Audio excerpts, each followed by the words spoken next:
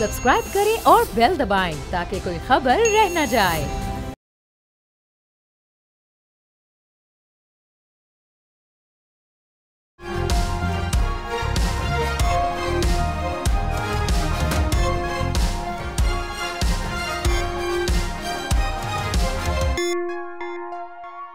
नाज़रीन अस्सलाम वालेकुम। तब्दीली में डॉक्टर दानिश के साथ हाजिर हैं। हमारे पास दो अहम तरीन गेस्ट हैं। मौजूदा पाकिस्तान की जो सियासी सूरत हाल है, आने वाली सूरत हाल है, मौशी सूरत हाल है, दहशत गर्दी के हालात हैं और जो मौजूदा हुकूमत की हिकमत अमली है, पॉलिसीज़ हैं, उनके ऊपर हम बात करेंगे। हमारे साथ जो गेस्ट हैं हफीज़ुल्लाह न्याज़ी साहब, सीनियर सहाफ़ी तज़कियाकार, आपका बहुत शुक्रिया सर, आपने हमें ज्वाइन किया।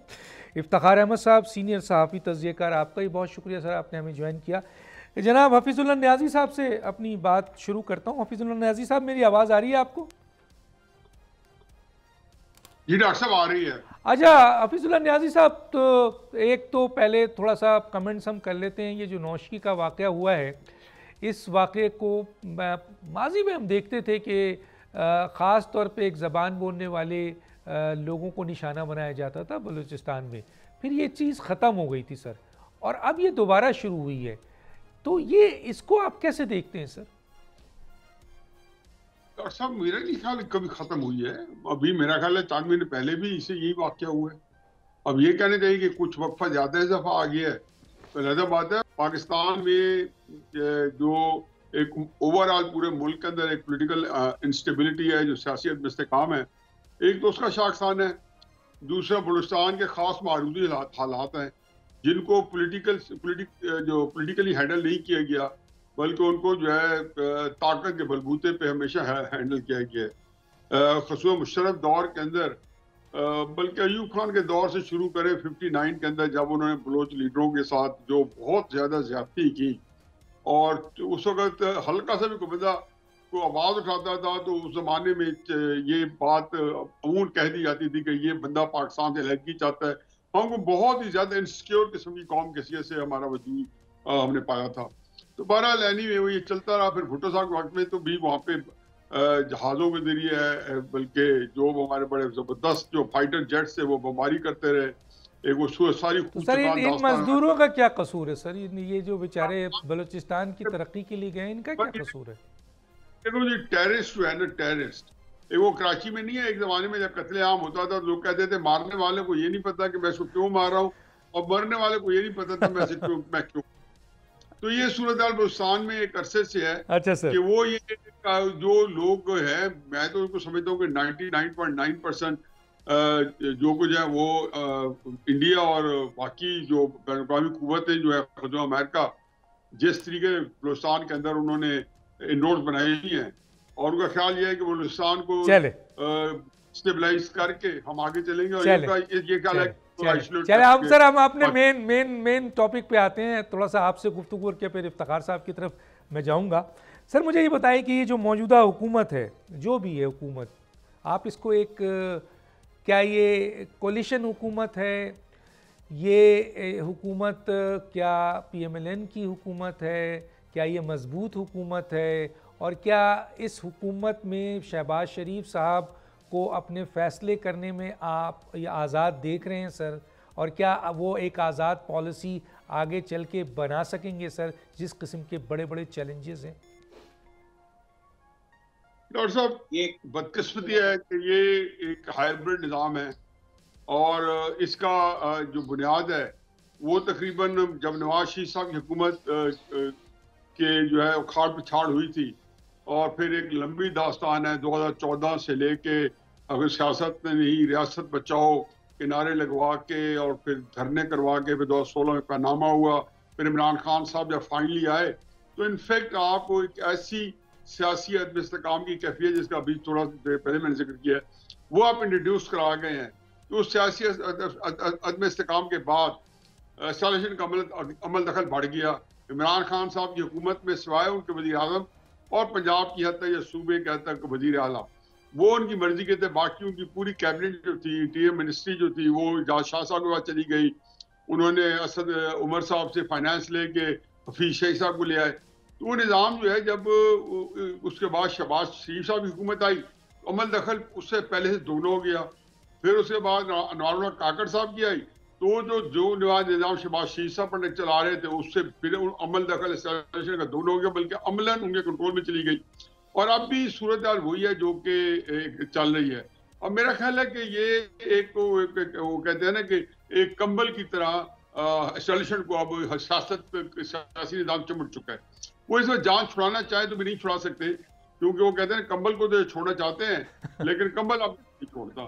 तो कंबल के एक बदकिस्मती है कि ये निजाम तो आप क्यों ओढ़ते हैं सर कंबल? आप कंबल क्यों ओढ़ते हैं सर? आप कंबल उतार दें सर। आपको किसने कहा है?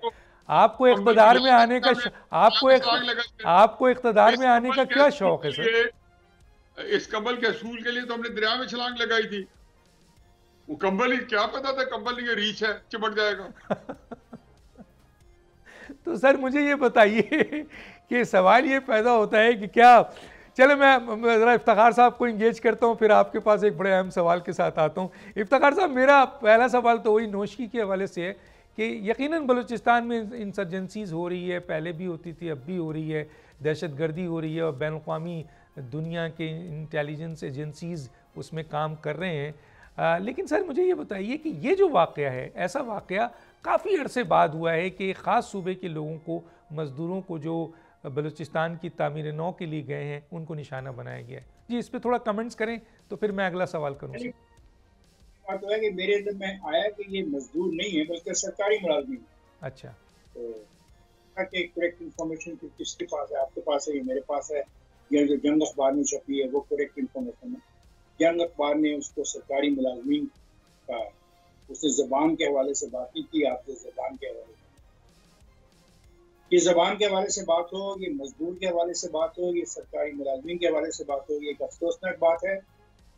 और ये इस बात का तकाजा करता है ये वाक़या कि सरहदों की हिफाजत करने वालों को ज़्यादा हिम्मत, हौसले और तनदेही के साथ बॉर्डर्स को कंट्रोल करना होगा। ये जो मुदाखलत है बॉर्डर्स के अंदर आके, इसको मुकम्मल तौर पे ख़त्म करें, और ये उनकी जिम्मेदारी भी है। अच्छा सर, ये बताइए कि अब मैं आ जाता हूँ हुकूमत के, जो मौजूदा हुकूमत बनी है, इस हुकूमत को आप कितना मजबूत हुकूमत देखते हैं और शहबाज शरीफ को कितना अपने फैसले आज़ाद करते हुए देखते हैं? और अभी उन्होंने कंबल का जिक्र कर दिया है कि कंबल छोड़ने को तैयार नहीं है, आप इसके ऊपर क्या कमेंट्स करेंगे सर? मुझे तो इस कंबल वंबल का कोई इल्म नहीं। जिस कंबल के लिए इजर न्याजी ने पानी में छलांग लगाई थी, मेरे लिए नहीं है। मैं अलबत्ता ये जानता हूँ कि मौजूदा हुकूमत मखबूत हुकूमत है। पार्लिमानी जमहूरियत में ऐसी मखबूत हुकूमतें दुनिया भर में होती हैं, ये कोई नई बात नहीं होगी जो पाकिस्तान में होगी। अलबत्ता पाकिस्तान में एस्टेब्लिशमेंट का जो रोल है वो दूसरे ममालिक के मुकाबले में ज़्यादा है। इस रोल को तभी आप ख़त्म कर सकते हैं जब पाकिस्तान के अंदर हकीकी मानों में सियासी जमातें काम करें, अपने आप को यूनियन काउंसिल की लेवल पे ऑर्गेनाइज करें, लाखों कमिटेड पॉलिटिकल वर्कर्स उनके साथ हों, ताकि फिर ऐसे लोगों का रास्ता रोकने में उन्हें आसानी। अच्छा सर, मुझे किसी सियासी जमात का नाम आप यहाँ कोट करना चाहेंगे जो हकीकी मायने में जमहूरी जमात है सर, इस वक्त जो मौजूदा सूरत हाल हम देख रहे हैं सर? मेरे नज़दीक इस वक्त पाकिस्तान के अंदर नज़रियाती सियासत खत्म हो गई। मुबारक हो उन दोस्तों को जिन्होंने रूसियों को निकालते पाकिस्तान में से हर चीज़ निकाल दी, इखलाक निकाल दिया, शराफत निकाल दी, इज्जत और एहतराम का तस्वर निकाल दिया। ये उन लोगों को मुबारकबाद देना। और फिर ये जो रीछ और कंबल का मसला है, ये वो लेके आए हैं ज़्यादा। इससे पहले रीछ और कंबल इतना ताकतवर नहीं था जितना ताकतवर आज हो गया है। ये भी तो सोचें किसका कसूर है? सियासी जमातों का अपना कसूर है। और ये तब तक ये मामला चलेगा जब तक सियासी जमातें अपने आप को मजबूत नहीं करती। और मजबूत करने का एक तरीका है कि जब तक वो अवाम में जाके उनकी मेंबरशिप नहीं लेती, और अवाम को भी चाहिए, आप जैसे लोगों को भी चाहिए और मुझ जैसे लोगों को भी चाहिए जो तनकीद करते हैं कि हम भी किसी सियासी जमात में शरीक होके उसके जो आइडियोलॉजी है उसका साथ दें। न हम सियासी जमातों में शामिल होते हैं, न सियासी जमातें लोगों को अपने अंदर शामिल करना चाहती हैं, और तनकीद हम बैठ कर करते हैं कंबल और रीछ के ऊपर। लेकिन सर ये सवाल बताएं, ये हम कैसे करें उन सियासी जमातों को सपोर्ट जिनकी आइडियोलॉजी नज़रियात ख़त्म हो चुके हैं, जो गेट नंबर 4 पे वफादारी लेके खड़ी होती हैं कि सबसे ज़्यादा वफादार हम हैं, तो फिर ये फिर आप कैसे सपोर्ट करेंगे उन सियासी जमात को? सर कह रहे हैं, हम सॉरी, सारी की सारी सियासी जमातें गेट नंबर 4 पे नहीं हो। उस गेट नंबर 4 को आपने हीरो बनाया होता है। जब तक वो रहा, उसने कहा कि मैं 1-on-1 प्रोग्रामों में आऊंगा, इसके अलावा मैं प्रोग्रामों में नहीं आऊंगा।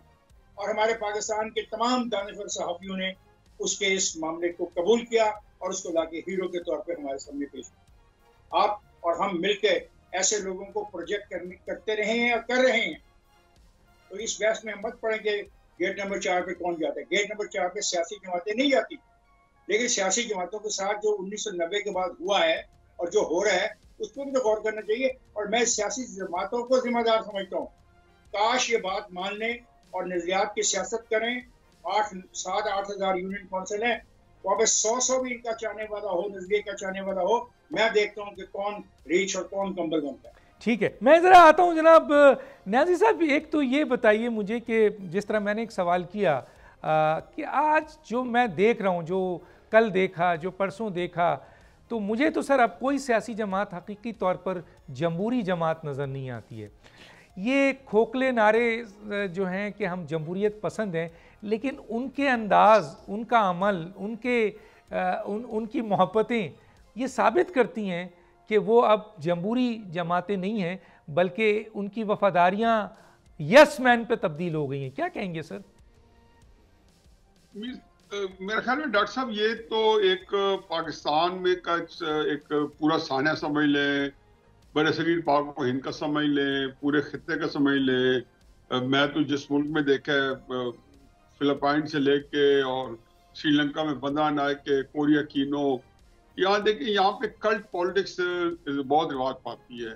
चाहे गांधी साहब थे, चाहे नेहरू साहब थे, चाहे इवन एक हमारे जो अजीम लीडर थे कायद मोहम्मद अली जिन्ना, फिर उसके बाद जब भी आए, इवन नवाज शरीफ साहब की अपनी पॉलिटिक्स रही है।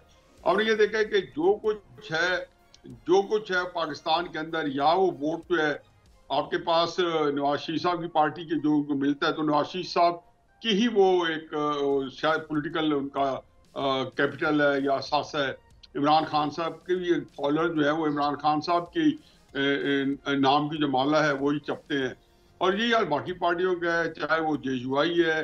अब मुफ्ती महमूद साहब के बाद फजल रहमान साहब बड़े नौखेज से, मैं कह हार्डली 27-28 साल के होंगे, तो उनको आराम से वो पूरे इतनी बड़ी उलमा की पार्टी के सदर बन गए।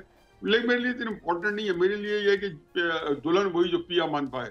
जब पब्लिक जो है उनको ये वारा खाता है तो हम कौन होते हैं। अलबत्ता जो आपने पहली बात कर रहे थे कि ये जो है, जब मैं और इफ्तिखार साहब जो थे अपने नौजवानी से जवानी में कदम रख रहे थे, तो हमारे पास सियासत की बड़ी आइडियलिज्म के साथ थी।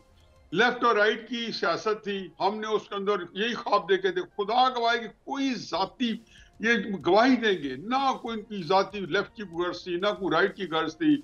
वो ये कहते थे कि जी तबकाती कश्मकश खत्म होगी और लोग जो गरीब आदमी जो राज करेगी खलकत खुदा।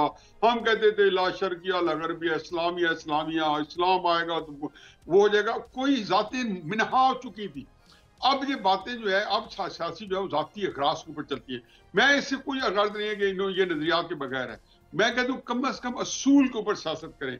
मुझे हकीकत यह है कि through and through Nawaz Sharif साहब की सियासत जो है एक अरसे से जो इंस्पायर की है, उसकी ये है कि जी एक असूली सियासत है। असूली सियासत में उसको समझता हूँ कि आईन किसी तरीके से पाकिस्तान में अपनी तमतराक के साथ बहाल हो और उसका एक राज हो। तो आज भी उन्हीं की हुकूमत है सर, आज भी उनकी हुकूमत है मियां नवाज शरीफ साहब। इससे बहुत कुछ हो चुका है, बेबसी है। मेरा चंद दिन पहले नवाज शरीफ साहब से मुलाकात हुई है, रोजों से 2-3 दिन पहले, और बड़ी डिटेल में मुलाकात हुई है। हकीकत यह है कि अगर वो आपसे पूछें क्या हाल है, तो कोई इसके अलावा हाल नहीं है कि आप बेदखल होकर बैठ जाए। देखो सूरत कई दफा आपको हालात का जबर होता है। कोई एक वो आपको ऐसे फैसले कराते हैं, जैसे इफ्तिखार साहब ने कहा, मैं इनसे बिल्कुल मुतफिक हूँ। तो ये क्या मतलब कि बहुत सारी चीजें हैं जो आपको हालात का जबर फैसला करवा रहा है। मसलन आप ये देखें कि तो क्या ये हुकूमत शहबाज शरीफ ने या मियां नवाज शरीफ साहब ने दबाव में ली है सर? यकीनन आपकी बातचीत तो हुई होगी। और क्या मियां नवाज शरीफ साहब जो हालिया फैसले हैं जिसमें सेनेटर्स के टिकट भी मिले हैं ऐसे लोगों को जो आज़ाद हैं, अहम तरीन ओहदे भी दिए गए हैं जिनका PMLN से कोई ताल्लुक़ नहीं है, तो मियाँ नवाज शरीफ साहब इसमें खुश हैं सर? पहली बात जो ये है डॉक्टर साहब के ये दबाव जो है लफ्ज़ ये तकरीबन आप जब मैं हालात का जबर कहता हूँ तो दबाव कई किस्म के होते हैं। कई दफ़ा आपके इखलाकी दबाव होते हैं, कई दफ़ा आपके पास एक बाइंडिंग आ जाती है, आप एक कैंपेन शुरू कर रहे होते हो। अब इसमें कोई दो राय नहीं है कि जब इमरान खान साहब की हुकूमत को रुखसत किया गया तो एस्टेब्लिशमेंट जो थी वो जैसे इमरान खान साहब के साथ एक पेज भी थी वो दूसरे पेज पे आ गई, इनके साथ आ गई, या उनकी मदद के बगैर ये मुमकिन नहीं था। मैं ये बात जो आप फरमा रहे हैं वो चाहे इमरान खान हो चाहे जरदारी साहब हो, किसने टिकट नहीं दिया एस्टेब्लिशमेंट वालों को? क्या इमरान खान साहब ने आज टिकट नहीं दिए? क्या KP का वजीर आला जो एस्टेब्लिशमेंट के मर्जी के बगैर बनाया उन्होंने? जी हमारी गुफ्तगू जारी है, मैं यहाँ रोकूंगा, एक छोटा सा ब्रेक, फिर वापस आते हैं।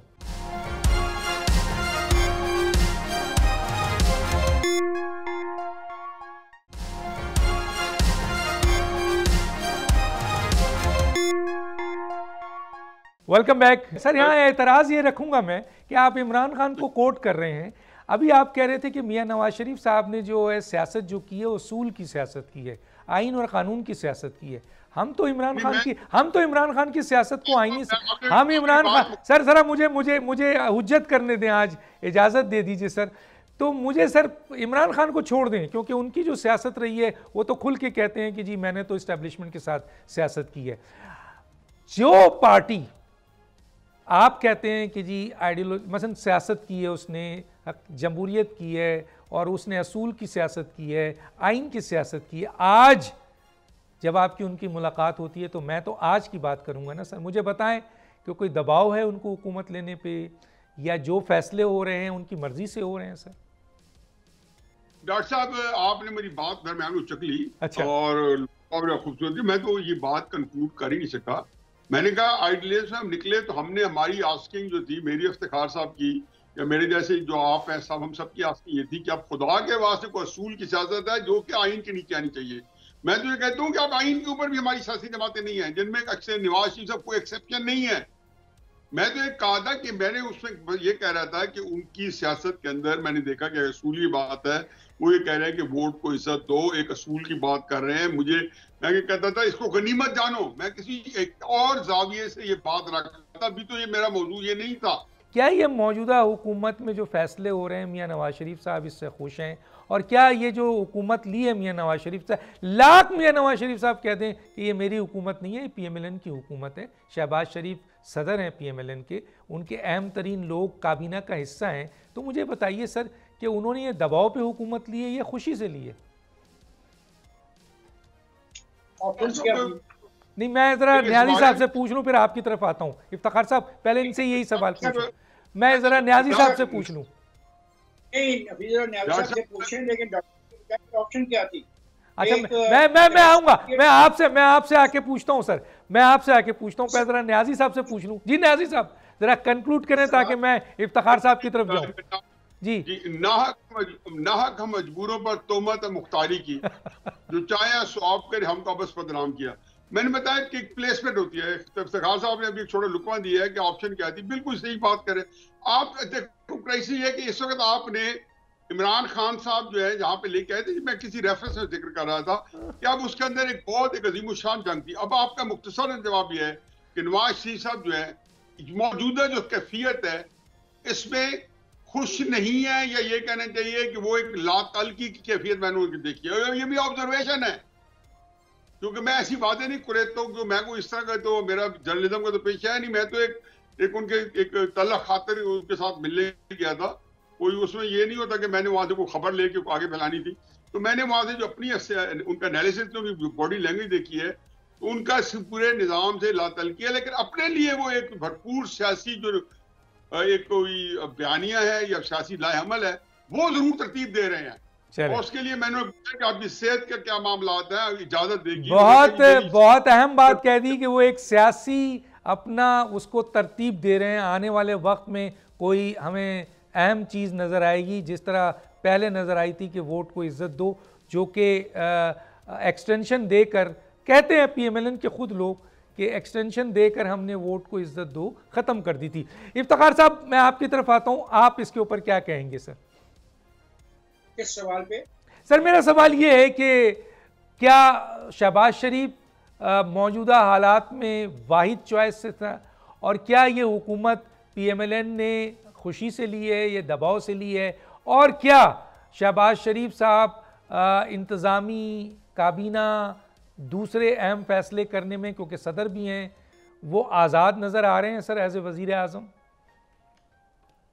तो आप ये बताना पसंद करेंगे कि क्या आपने शहबाज शरीफ का वो पैगाम पढ़ा था जो उसने कहा था PTI को कि तुम हुकूमत बनाओ आके, आपके नज़र से गुजरा था? जी जी बिल्कुल।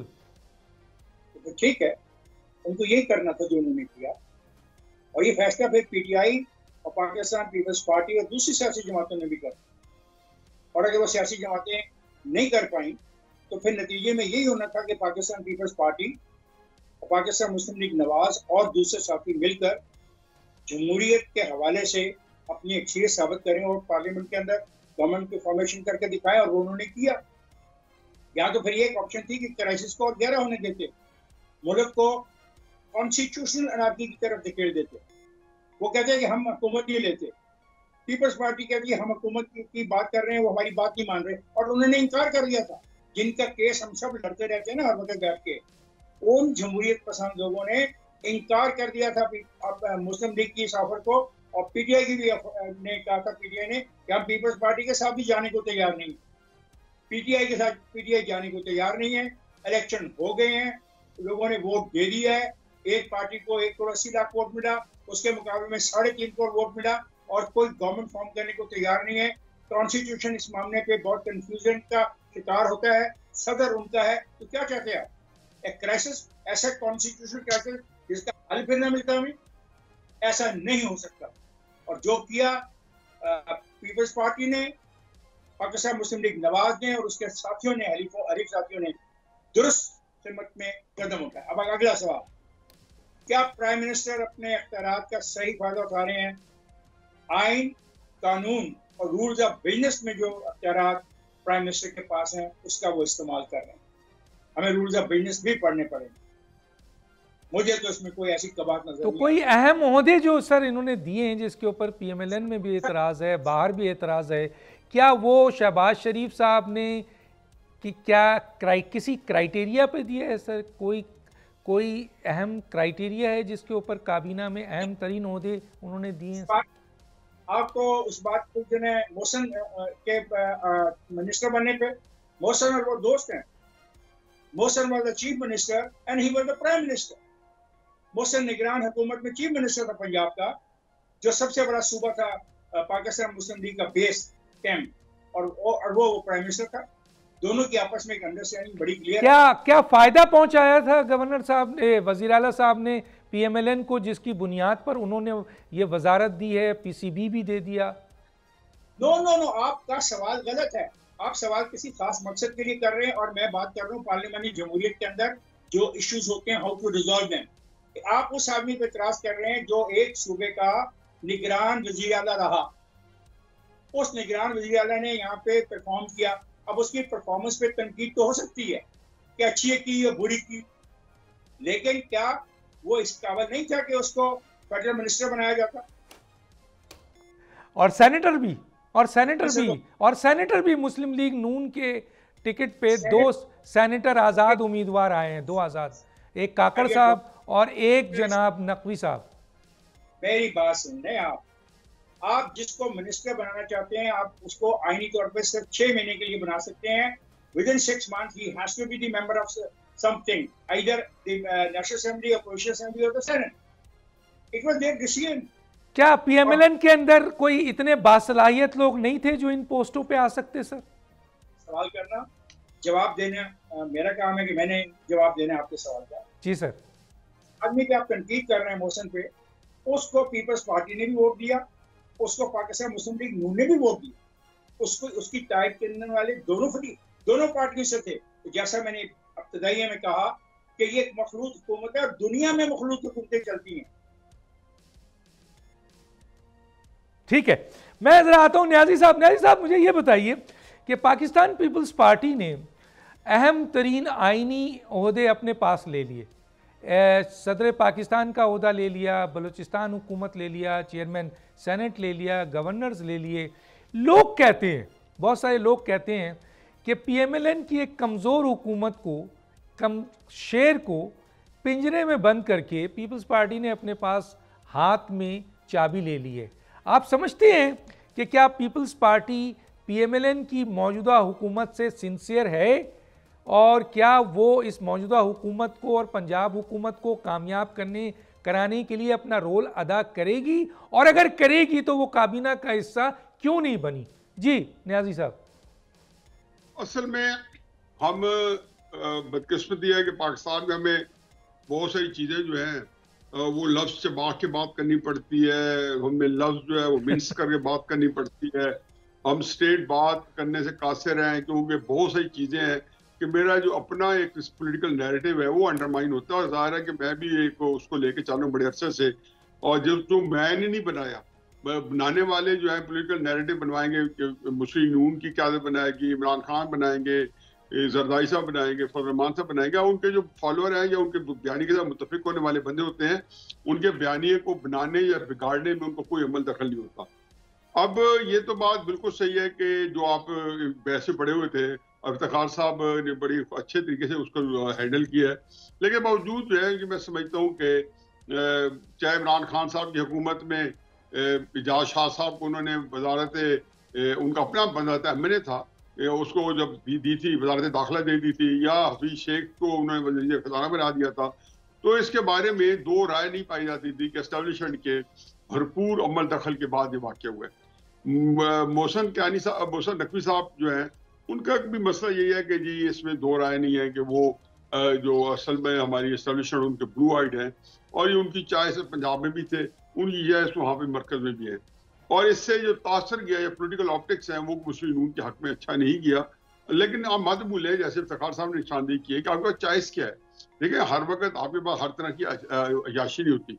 अब जरदारी साहब का आपने जिक्र किया, जरदारी साहब वाहिद आदमी थे कि इसके बावजूद के वो भी एक हिज मास्टर वॉइस के बहुत ज्यादा पाबंद थे, और उनकी सियासत उसके नीचे परवान चढ़ रही थी। आपने सारे आज़ादों का नाम लिया, आपने हमारे प्यारे छोटे भाई फैसल वाबडा का नाम नहीं लिया, उसको भी तो आखिर किसी ने इलेक्ट किया है ना, आजाद उम्मीदवार, और वो भी हमने यहाँ से नहीं किया, आपने उधर से करके भेजा हुआ है। उसमें एमक्यू भी शामिल है सर।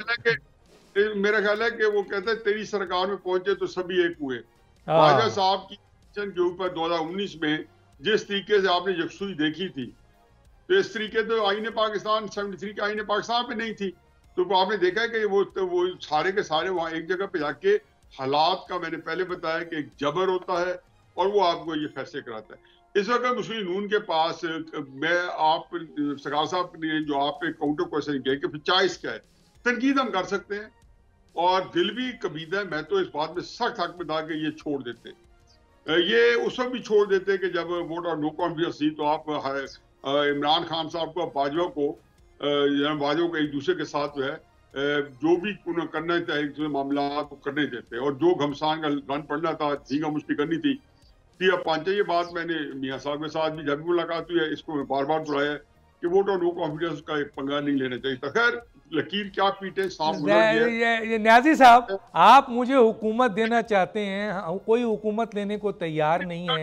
देख, मेरा सवाल थोड़ा सा सवाल, अगर मुझसे हुकूमत आप चाहते हैं आप लें, मैं कोई हुकूमत लेने को तैयार नहीं है।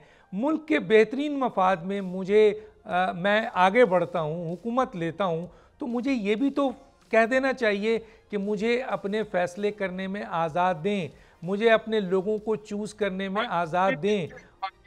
ऐसी मामला होता नहीं है। एक अरसे से जब इनसे ज्यादा रिलेटिवली ज्यादा आज़ादी थी, तो 2014 में यही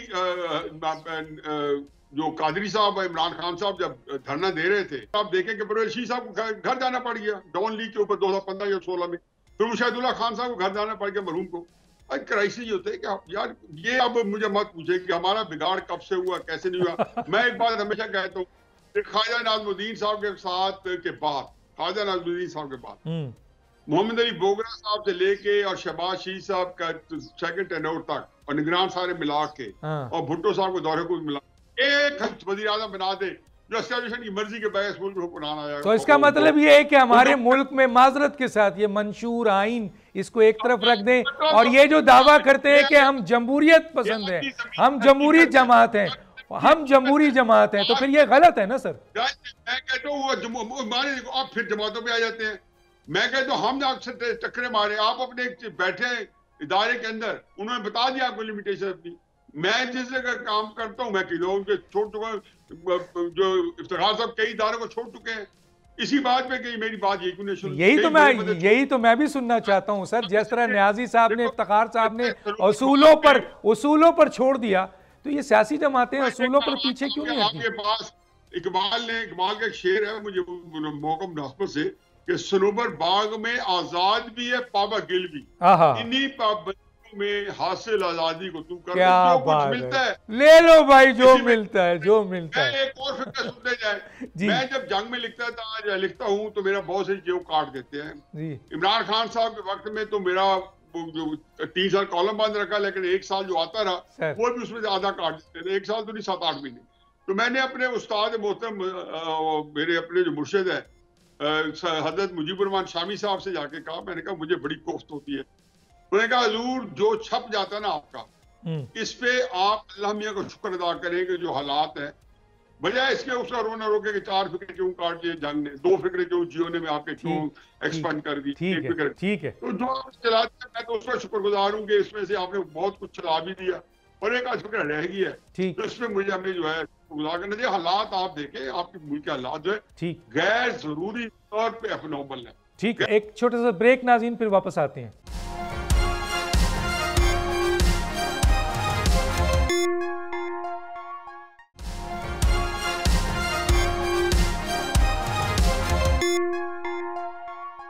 वेलकम बैक। 30 सेकंड है, चले बता दें सर कि इन हालात को 76 साल में पहुंचाने का 15 अगस्त 1947 में हमने देखा कि इंडिया आज़ाद हुआ, 70 में बांग्लादेश आज़ाद हुआ। आज उनकी हालात देख लें सर, फास्टेस्ट ग्रोइंग इकोनॉमी है, फास्टेस्ट ग्रोइंग उनकी रियल इस्टेट, फास्टेस्ट ग्रोइंग उनकी इकोसिस्टम है, फास्टेस्ट ग्रोइंग उनकी स्टॉक मार्केट है। कहाँ है सर $650 बिलियन का रिजर्व है? हम कहाँ खड़े और जिम्मेदार कौन है? इसको कोई जिम्मेदारी लेने को तैयार नहीं है। जी इफ्तिखार साहब, मैं आपकी तरफ आता हूं, क्या कहेंगे सर? इसके जिम्मेदार हम दानिश्वर हैं, हम जिम्मेदार हैं इसके। पाकिस्तान का जो तस्वर था दानिश्वरों ने पैदा किया था, अल्लामा इकबाल ने पैदा किया था, एक दानिश्वर का ख्वाब था, और उस पर अमल करने के लिए फिर पॉलिटिशियन इकट्ठे हुए थे। यहाँ पे तो दानिश्वर सारा दिन जमहूरियत के खिलाफ बोलते हैं, जमहूरियत के खिलाफ जो कुव्वतें हैं उनको लाशऊरी तौर पे उनकी सपोर्ट करते हैं, उनकी मदद करते हैं। बस जो सवाल आप कर रहे हैं, क्या आपको पता है कि मोहतरमा बेनज़ीर ने किन 4 चीज़ों के ऊपर समझौता करके हुकूमत की थी? कभी सोचिएगा, और आपके इन तमाम बहुत सारे सवालों का जवाब उसमें मिल जाएगा कि वो 4 कौन सी चीज़ें थी जिसमें अख्तियार नहीं था बराह रास्त मोहतरमा बेनज़ीर भुट्टो का। तो बात यह है, हालात और वाक़यात के मुताबिक फैसले करने हैं, और हालात और वाक़यात इस पर इसी बात का मुताबिक थे कि इलेक्शन हुआ, उसमें गवर्नमेंट को बनना चाहिए। आज भी मुतालबा बैठ के किया गया है कश्मीर में कि हम इस आइन को ही नहीं मानते, हम इस आइन के तस्वर को नहीं मानते, हमें 180 नशिस्तें दो। अगर आप ये खेल चलाना चाहते हैं आपकी मर्जी है, जब तक एक स्टेबल हुकूमत नहीं आएगी हम आगे नहीं जा सकते, सिंपल सी बात है। तो सर ये स्टेबल हुकूमत कैसे आएगी? आवाम के वोट का जो फैसला है वो क्या मेरिट पे होता है सर इलेक्शन में? कौन सी चीज है जो मेरिट पे नहीं हुई? यार जरा डिबेट कर ही लो मेरे साथ, कौन सी चीज है जो मेरिट पे नहीं हुई? पहले बोले मुझे ये बताएं सर, जितने भी इलेक्शन हुए 1970 के अलावा, कहा जाता है कि इसमें बड़ी धांधली हुई है सर, और 2018 भी धांधली का है और 2024 भी धांधली है, तो आवाम के वोट का क्या हुआ सर? इस इलेक्शन कुछ भी नहीं हुआ, आप इस इलेक्शन की बात करो। आप समझते हैं 2024 का इलेक्शन बिल्कुल फेयर इलेक्शन था? पीएमएलएन को इतनी सीट मिलनी चाहिए थी, पीटीआई की इतनी सीट थी और पीपल्स पार्टी की इतनी सीट थी सर, आवाम ने इतना ही वोट दिया था। ये उतना ही फेयर इलेक्शन है जितने माजी के फेयर इलेक्शन थे। पीटीआई के, जिनका नाम पीटीआई नहीं है, पता नहीं सुन्नी कौन से जहाज है क्या है, उनको 1 करोड़ 80 लाख वोट मिला। और जिनको आप लोग पसंद नहीं करते, जिनको आप जमहूरियत का हिस्सा ही नहीं समझते, उनको 3.5 करोड़ वोट मिला। तो जमहूरियत में जिसके पास वोट ज्यादा होगा वो कामयाब होगा। और अगर आपको शौक है 180 सीटें लेने का तो मुहिम चलाते रहें। ये खेल 2014 में शुरू की गई पाकिस्तान को डिस्टेबलाइज करने की, ये तो चल रही है, चलने दो, मुझे उस पर कोई इतराज नहीं है। लेकिन आपका जो सवाल है उसका जवाब ये है कि 1 करोड़ 80 लाख वोट ज्यादा होते हैं या 3.5 करोड़ वोट? नहीं तो आपने तो इत्तेहादियों के साथ कर दिए ना सर। अगर इंडिविजुअल देखें तो फिर तो 1 करोड़ 80 लाख ज्यादा वोट है सर। डॉक्टर साहब, जमहूरियत में 51 वाला जीतता है, 49 वाला हार जाता है। इत्तेहादियों के साथ ना सर, इंडिविजुअल पे आपके क्या कहेंगे सर? अगर आप ये करते हैं तो किसी कॉन्स्टिट्यूंसी में सर, अगर किसी कॉन्स्टिट्यूंसी में फर्ज कीजिए 3 लाख वोट हैं और 1 लाख वोट वहां कास्ट होता है और 50-40 हजार अगर किसी का वोट है और बाकी अपोजिशंस मिलाकर जितने लोगों का है वो 60 हजार है, लेकिन जीतता तो 40 हजार वाला है सर। तो ये मैं आपको समझाने की कोशिश कर रहा हूं कि एक सियासी जमात को 1 करोड़ 80 लाख वोट मिले और दूसरी सियासी जमातों को 3.5 करोड़ वोट मिले, तो मुझे किसका एहतराम करना है? अच्छा सर, मैं आ जाता हूं। अगर सर ये बताइए, अगर शहबाज शरीफ साहब की हुकूमत, आपने बिल्कुल सही कहा, मैं भी आपकी इस बात से मुत्तफिक हूं कि इस हुकूमत को चलना चाहिए, अपना पूरा वक्त मिलना चाहिए और ये हुकूमत को डिलीवर भी करना चाहिए। अब मेरा एक सवाल है सर कि अगर ये हुकूमत डिलीवर नहीं करती है तो किसके ऊपर इल्ज़ाम आएगा सर? किस सियासी जमात के ऊपर आएगा? क्योंकि एक मखलूत हुकूमत भी है, पीपल्स पार्टी ने सहारा भी दिया है और दूसरे लोग भी शामिल हैं, तो किसके ऊपर इस फेलियर की जिम्मेदारी फिक्स होगी सर? ये तय करना पड़ेगा कि आप जैसे दानिशवरों के नजदीक वो कौन से पैरामीटर्स आपने तैयार कर लिए हैं जिन पे उनकी कामयाबी और नाकामी का फैसला करें। नहीं, मैं तो नहीं सर, खुद सियासी जमातें करती हैं। जैसे 16 महीने की हुकूमत को पीडीएम के ही पीपल्स पार्टी ने कहा कि जी नाकाम हुकूमत थी, जबकि वो उस हुकूमत का हिस्सा थी। खुद पीएमएलएन वालों ने माना कि हाँ, हमारी वो 16 महीने की हुकूमत जो है वो कामयाब नहीं रही, तो 1913 से लेके 17 तक की हुकूमत कामयाब तरीन थी। तो मैं एक सवाल रखता हूँ सर कि अगर ये हुकूमत कुछ और होगा, अगर ये हुकूमत कामयाब होती है, जो हम सबकी दुआ है, लेकिन अगर नाकाम होती है तो जिम्मेदारी कहां फिक्स करेंगे सर? सब पर, हम सब पे होगी, दानिशवरों पे होगी, मीडिया पे होगी, सोशल मीडिया पे होगी, प्रिंट मीडिया पे होगी, इलेक्ट्रॉनिक मीडिया पे होगी, इन सियासतदानों पे होगी, अरकान पार्लियामेंट पे होगी। एस्टेब्लिशमेंट पे होगी या नहीं होगी सर? चले मैं खुल के पूछ लेता हूँ। मुलाजम है एस्टेब्लिशमेंट कॉन्स्टिट्यूशन के अंदर, इनकी मुलाजम है इन सब चीजों की, जिम्मेदार नहीं होगी। इनमें जिम्मेदार वो जमात भी होगी जिसके लिए आपके दिनों में बहुत एहतराम है, वो जमात भी जिम्मेदार होगी नाकामी की। तो मसलन आप कहते हैं एस्टेब्लिशमेंट मुलाजिम है तो वो जिम्मेदार नहीं होगी। मैंने कब कहा नहीं होगी भाई, और मैंने कहा वो मुलाजिम है तो होगी, वो भी जिम्मेदार होंगे, वो भी जिम्मेदार होंगे सर। बहुत शुक्रिया आप दोनों मेहमानों का, आज टाइम दिया आपने अपने कीमती वक्त से। डॉक्टर दानिश को इजाज़त दीजिए, अल्लाह हाफिज़।